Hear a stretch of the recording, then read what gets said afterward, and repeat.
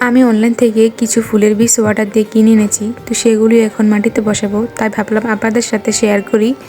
এখানে 7 রকমের ফুলের বীজ আছে।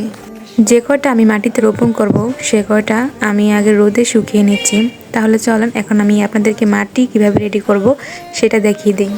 প্রথমে আছে দোআঁশ মাটি, তারপর হচ্ছে বালি, আর এগুলো হচ্ছে গোবর সার। এই তিনটা মিক্সড করেই আমি মাটিটা তৈরি করেছি। একটা প্লাস্টিকের টব নিয়েছি, তার নিচে দিয়ে ফুটো করে তার উপর দিয়ে একটা পাতা দিয়েছি। এবার সবগুলো মাটি আমি প্রতিটা টবের মধ্যে ভরে ফেলেছি, দেখতেই পারছেন।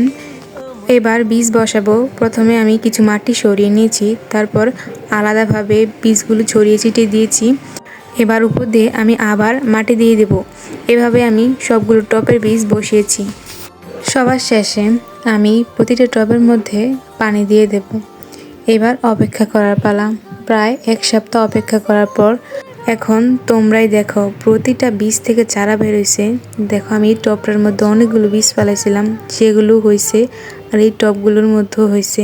তোমরা যদি চেষ্টা করো তাহলে তোমরা কিন্তু বীজ থেকে চারা করতে পারবা। তো পরবর্তীতে আমি এই চারাগুলো আবার কি করি আমি অবশ্যই তোমাদেরকে দেখাবো।